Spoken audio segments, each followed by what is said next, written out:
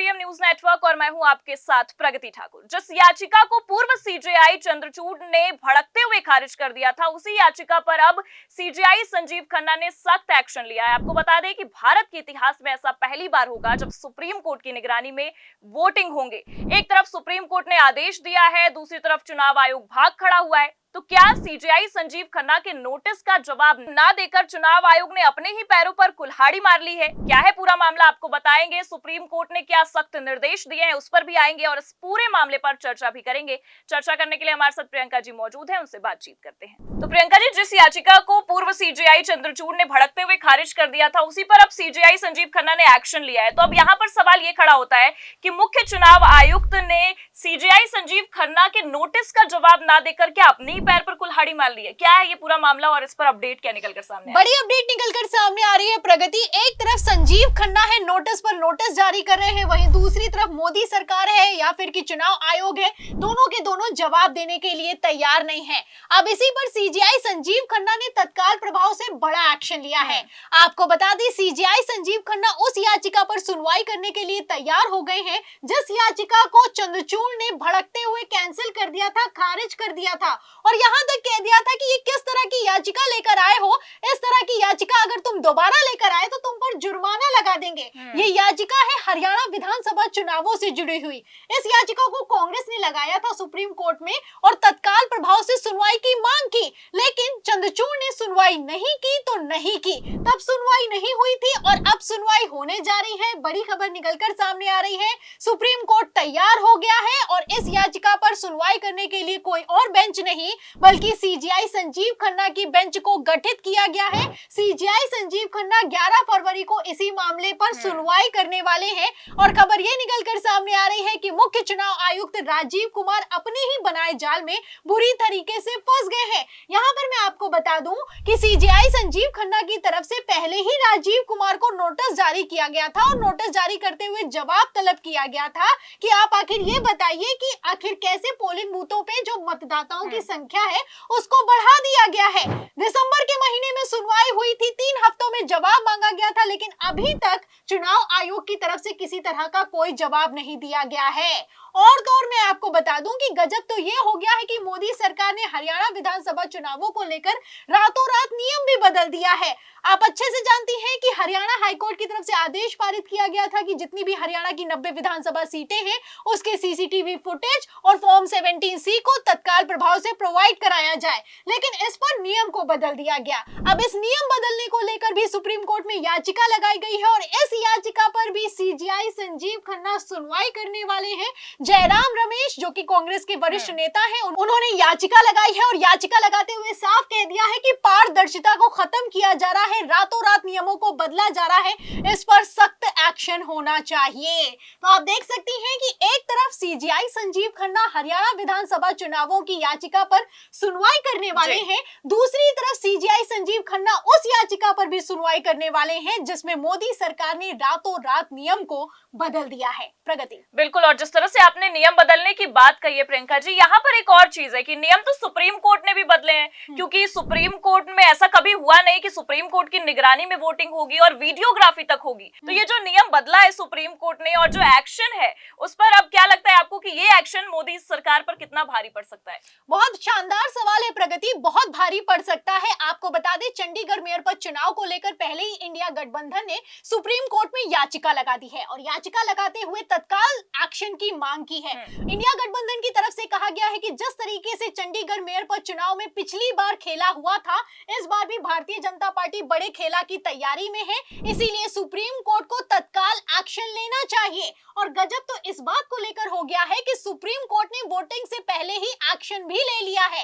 Supreme court की तरफ से आदेश पारित किया गया है, ऐतिहासिक एक्शन लिया गया है और एक तरीके से चुनाव आयोग को मुंह पर बेइज्जत किया गया है। सुप्रीम कोर्ट ने भी ये साफ कर दिया है कि अब चुनाव आयोग के बस का नहीं है कि वो वोटिंग करवा पाए। आपको बता दें, पहली बार ऐसा होने वाला है कि सुप्रीम कोर्ट की निगरानी में चंडीगढ़ के मेयर पद चुनाव होने वाले हैं। ये चुनाव होंगे और इन चुनावों की निगरानी सुप्रीम कोर्ट करेगा। इसके लिए एक ऑब्जर्वर को नियुक्त किया गया है और तो और सुप्रीम कोर्ट की तरफ से सख्त आदेश दिया गया है कि जो वोटिंग होगी उस पूरी प्रक्रिया की वीडियोग्राफी कार्रवाई भी करनी होगी। तो आप देख सकती हैं प्रगति, पिछली बार क्या हुआ था, एक सीसीटीवी फुटेज लीक हो गया था जिसमें साफ दिखाई दे रहा था कि किस तरीके से जो चुनाव का अधिकारी है अनिल मसीह, वो 8 वोटों को कैंसिल करता है और भारतीय जनता पार्टी के प्रत्याशी को विजयी घोषित कर देता है। जब वीडियो वायरल हुआ तो आम आदमी पार्टी ने भी सवाल खड़े किए, कांग्रेस ने भी सवाल खड़े किए, लेकिन चुनाव आयोग ने एक न सुनी। उसके बाद सुप्रीम कोर्ट में याचिका लगाई गई और जब ये याचिका लगाई गई तो चंद्रचूड़ की तरफ से बड़ा फैसला सुनाया गया।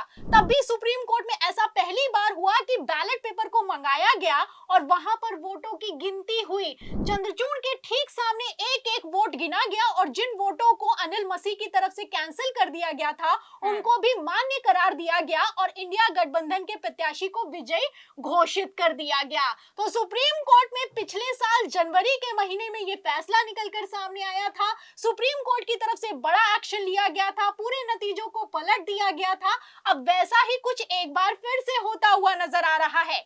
आपको बता दें, चंडीगढ़ मेयर पद चुनाव को लेकर 30 जनवरी को वोटिंग होने वाली है और वोटिंग के ठीक पहले सुप्रीम कोर्ट ने बड़ा फैसला सुनाया है, ऐतिहासिक फैसला सुनाया है और इस फैसले के बाद से इतना तो साफ है कि भारतीय जनता पार्टी की हार सुनिश्चित हो गई है। आपको बता दें, सुप्रीम कोर्ट के सख्त आदेश के बावजूद भी इंडिया गठबंधन को भारतीय जनता पार्टी के खेले का डर सता रहा है, क्योंकि भारतीय जनता पार्टी के पास चंडीगढ़ में बहुमत है नहीं कि ये लोग चंडीगढ़ मेयर पद चुनाव जीत जाएं। और पिछली बार जिस तरीके से ये लोग हारे हैं, सुप्रीम कोर्ट में नतीजों को पलटा गया है, ये चुनाव भारतीय जनता पार्टी के लिए नाक का सवाल बन चुका है।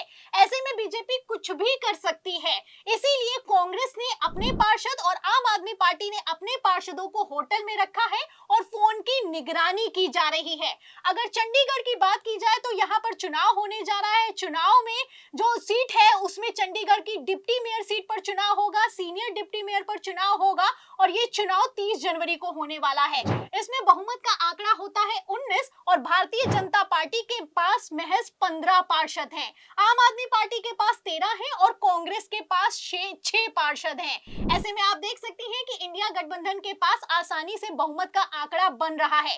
इसी के चलते भारतीय जनता पार्टी बौखला रही है और कितना बौखला रही है वो साफ होता हुआ नजर आ रहा है। एक तरफ बीजेपी ने चंडीगढ़ मेयर पद चुनाव को जीतने के लिए अपना पूरा सिस्टम लगा दिया है, वहीं दूसरी तरफ इंडिया गठबंधन ने भी कमान संभाली है और ऐसा पहली बार हुआ है कि चुनावों के पहले ही सुप्रीम कोर्ट में याचिका लगा दी गई है। और गजब तो तब हो गया है जब सुप्रीम कोर्ट ने भी मामले को आंकते हुए और स्थिति को भांपते हुए पहले ही एक्शन ले लिया है और ऑब्जर्वर को नियुक्त कर दिया है। तो आप देख सकती हैं कि कैसे चुनाव आयोग फुल एक्सपोज होता हुआ नजर आ रहा है। सीजीआई संजीव खन्ना तत्काल प्रभाव से एक्शन लेने की तैयारी में है। 11 फरवरी को सुनवाई होने वाली है। हरियाणा विधानसभा चुनावों पर भी सुनवाई होने वाली है, ईवीएम वेरिफिकेशन पर भी सुनवाई होने वाली है और मोदी सरकार ने आखिर कैसे रातों रात नियम को बदल दिया है उस पर भी सुनवाई होने वाली है।